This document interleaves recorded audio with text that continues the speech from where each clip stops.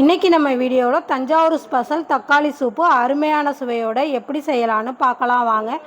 அதுக்கு முன்னாடி நம்ம சேனலுக்கு சப்ஸ்கிரைப் பண்ணாதவங்க சப்ஸ்கிரைப் பண்ணிக்கோங்க, மறக்காமல் லைக் போட்டுடுங்க. இதுக்கு வந்து நான் அரிசி களைஞ்ச தண்ணி 2வது தண்ணி எடுத்து வச்சுருக்கேன். 5 தக்காளி பழம் எடுத்து வச்சுருக்கேன் கழுவிட்டு. இப்போ அதை போட்டு வேக வச்சுக்கலாம்.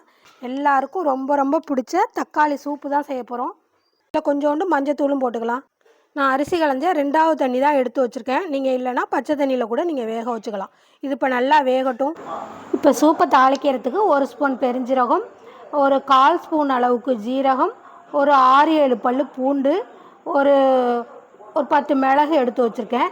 இப்போ இதை நம்ம உரலில் இடித்து எடுத்துகிட்டு வந்துடலாம். இப்போ தக்காளி நல்லா வெந்துருச்சு. இப்போ எடுத்துக்கலாம்.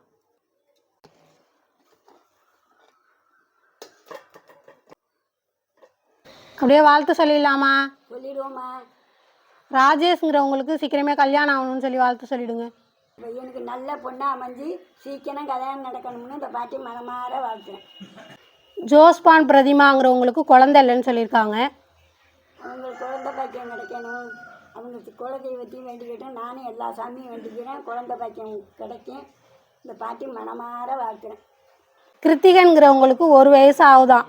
அந்த பிள்ளை வந்து நம்ம வீடியோவை தொடர்ந்து பார்க்குமா. அவங்களுக்கு ஒரு ஹாய் சொல்லி வாழ்த்து சொல்லிவிடுங்க.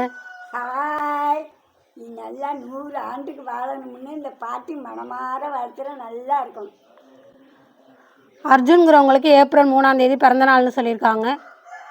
அவங்களுக்கு நோய் நொடி இல்லாமல் 100 ஆண்டு வாழணும்னு இந்த பாட்டி மனமாற வாழ்த்துறேன்.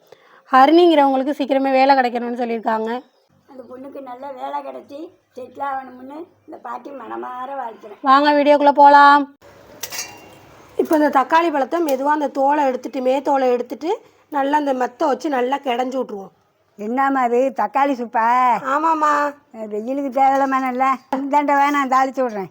அதான் இந்த கடைஞ்சி தரமாக தாளிச்சு விடுங்க. சரி, தாளிக்கிறதுக்கு கொஞ்சோண்டு எண்ணெய், ஒரு சின்ன பட்டை, ஒரு கல்பாசி, ஒரு அன்னாசிப்பூ, 2 கிராம்பு எடுத்து வச்சுருக்கேன். இதை போட்டுக்கலாம். இந்த பச்சை மிளகா 3 இது கட் பண்ணி வச்சுருக்கேன், அதையும் போட்டுக்கலாம். போட்டாச்சு பச்சை மிளகா. சின்ன வெங்காயம் ஒரு 6-7 நான் அது மாதிரி நைஸாக கட் பண்ணி வச்சுருக்கேன், அதையும் போட்டு வதக்கிக்கலாம்.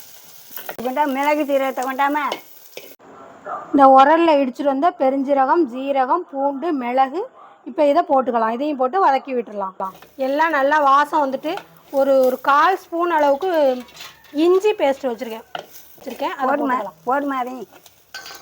தக்காளி வச்சோம்ல, தண்ணியை குடிமாங்க. நான் ஊற்றி விட்டுறேன். எல்லாம் வதக்கியாச்சு, ஊற்றி விட்டுறலாம். இந்த சூப்புக்கு தேவையான அளவுக்கு உப்பு போட்டு விட்டுடலாம். அப்புறம் தாளிக்கையில் ஒரு கொத்து கருவேப்பிலை போடணும், மறந்துட்டே இப்போ தான் போடுறேன். கொஞ்சமாக மஞ்சத்தூள் போட்டு கொதிக்க விட்டுடலாம். வேக வச்ச தக்காளியை மெத்தால கடந்துக்கிட்டு இருக்கோம். வெயிலுக்கு தான் தேவையில்லை. ஆமாம், இப்படி தான் வேகப்பட்டு கரைஞ்சிக்கணும். தக்காளியை நல்லா கடைஞ்சாச்சு. இப்போ ஊற்ற போகிறேன். அதில் இந்த ஊற்றுற மாதிரிங்க தோலை அப்படியே போட்டு அலசி அதில் ஊற்றிக்கலாம். அலசி ஊற்றுறேன். அதில் ஒரு கொதி வந்தவுடனே இறக்கிக்கலாம். அவ்வளவுதான் தக்காளி சூப்பு. சரி, அருமையாக இருக்கும். இப்போ ஒரு கொதி வரட்டும், மூடி வச்சுருவோம். மூடி வச்சுட்டு தக்காளி சூப்பு இப்போ கொதிச்சுட்டு பாருங்கள், நல்லா ரெடி ஆகிட்டு. அவ்வளவுதான் தக்காளி சூப்பு. அவ்வளோ கம்மன்னு வாசம், அவ்வளோ வாசமாக இருக்குது. ஆமாம், இப்போ இறக்கிக்கலாம். தேங்காய் ஒரு 1/2 மூடி திருவி பால் புழிஞ்சு வச்சுருக்கேன். இப்போ அதை வடிகட்டிக்கலாம். இந்த வடிகட்டுறேன். அவ்வளவுதான். கொஞ்சோண்டு தண்ணி ஊற்றி